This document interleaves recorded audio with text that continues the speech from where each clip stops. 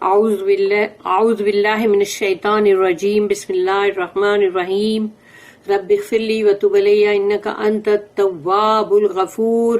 سورہ ہود آیت نمبر 77, 78, 79 تین آیت ہے. آیت نمبر 77 وَلَمَّا جَاءَتْ رُسُولُنَا لُوطًا سِیءَ بِهِمْ وَضَاقَ بِهِمْ ذَرْعًا وَقَالَ هَذَا يَوْمٌ عَسِیبٌ. رب اشرح لي صدری ويسر لي امری واحلل عقدۃ من لسانی یفقهوا قولی. اللهم ارنا الحق حقا وارزقنا اتباعه وارنا الباطل باطلا وارزقنا اجتنابه. آمین یا رب العالمین.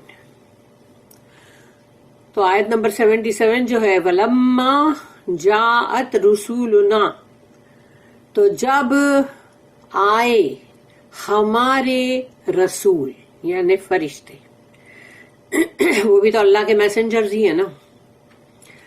وَلَمَّا جَاءَتْ رُسُولُنَا، تو جب ہمارے رسول آئے لوط علیہ السلام کے پاس، لوطن سِیءَ بِهِمْ وَضَاقَ بِهِمْ ذَرْعًا، تو ان کو دیکھ کر لوط علیہ السلام ان کو دیکھ رہے ہیں کہ بھئی ان کو نہیں معلوم تھا کہ یہ فرشتے ہیں. وہ سوچ رہے ہیں کہ یہ لوگ کتنی خوبصورت اور ہینڈسم لڑکے ہیں یہ. تو وہ ان کو دیکھ کر ایک دم یعنی کہ بہت ہی جیسے بولتے ہیں نا کہ انسان ایک دم دل میں ایک دم وہ جیسے کمزور فیل کرتا ہے. اور وَذَاقَ بِهِمْ ذَرْعًا، کہ ان کو ایسا لگتا ہے کہ میں ان کی حفاظت نہیں کر سکوں گا، میرے پاس اتنا ہے نہیں قوت اور پاور کہ میں ان لوگوں کو بچا سکوں یہاں کی جو قوم ہے اس سے. تو وہ بہت ہی اندر دل میں جیسے دل بھیجتا ہے نا ایک دم جیسے، تو ان کو وہ ایک دم ایسا ہونے لگا.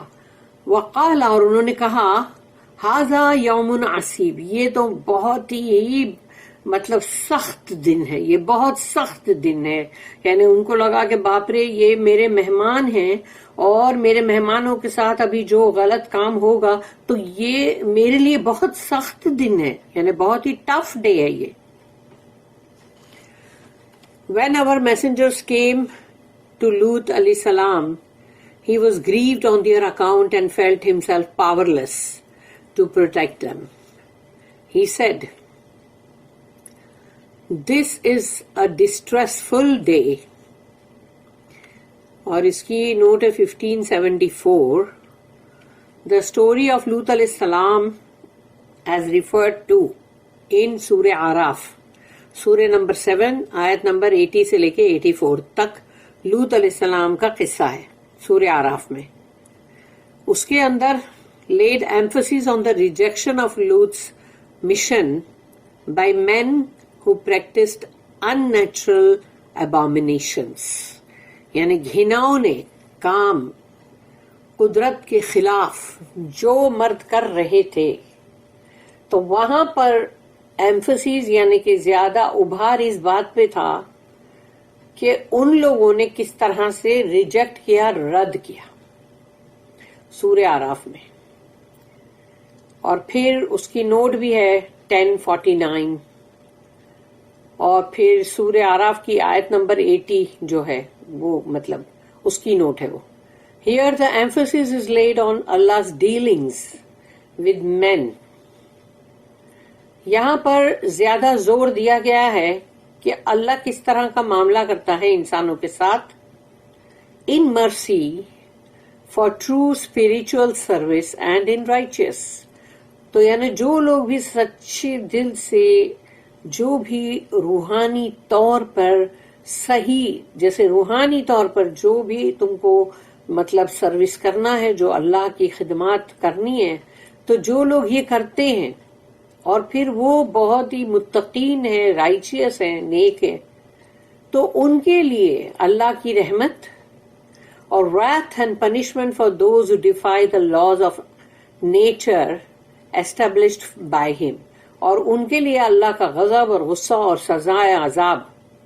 جو لوگ اللہ کے بنائے ہوئے قاعدے قانون کو، جو اللہ نے بنایا قدرت کے مطابق، جس طرح اللہ نے مطلب انسانوں کو بنایا، اس کو پتا ہے ان کے لیے کیا قاعدے قانون ہونے چاہیے، تو جو اس کا انکار کرتے، رد کرتے، تو ان کے ساتھ اللہ کا غضب، غصہ اور سزائیں.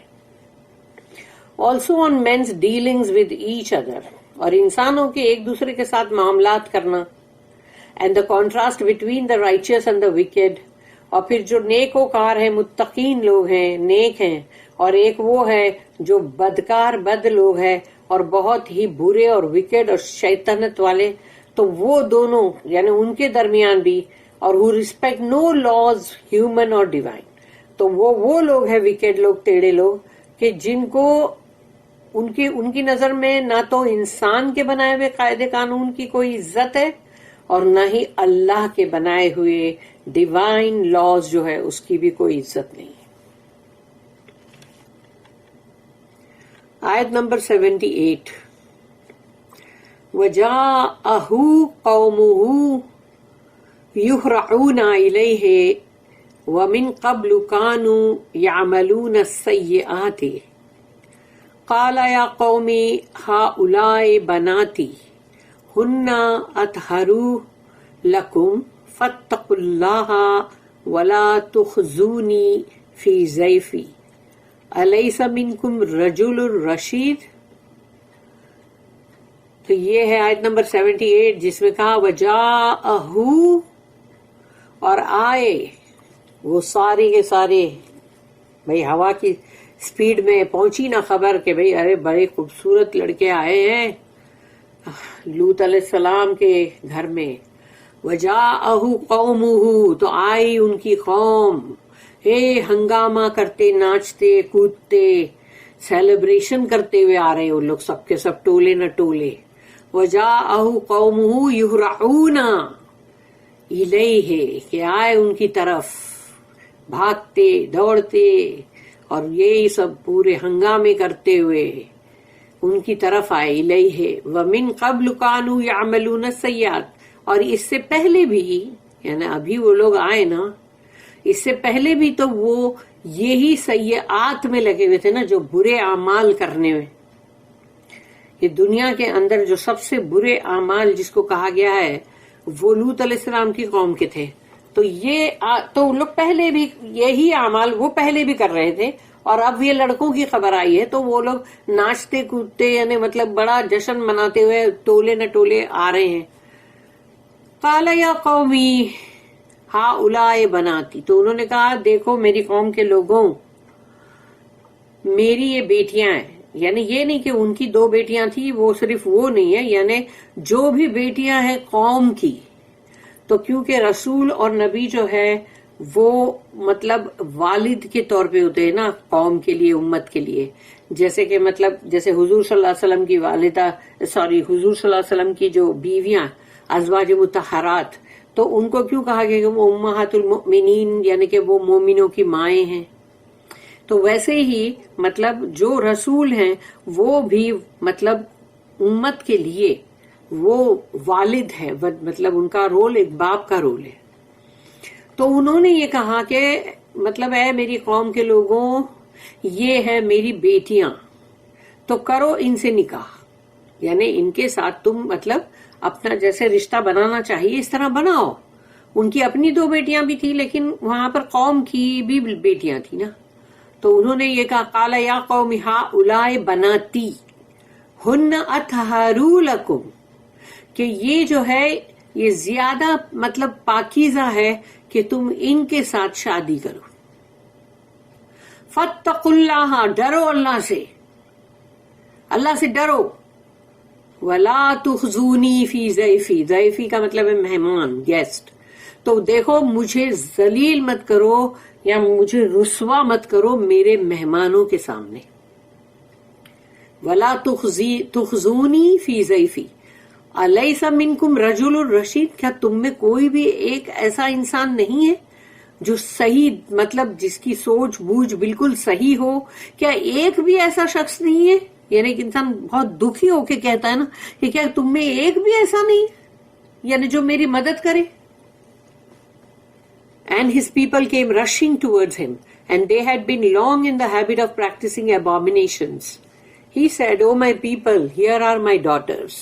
They are purer for you if you marry. Now fear Allah and cover me not with disgrace about my guest. Is there not among you a single right-minded man?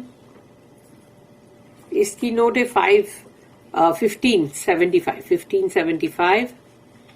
تو اس کے اندر ان لوگوں کے جو ہے مطلب جو بائبل میں لکھا ہوا ہے نا، تو وہ بہت خراب ہے، اس لیے اس کو پڑھنا میں ٹھیک نہیں سمجھتی.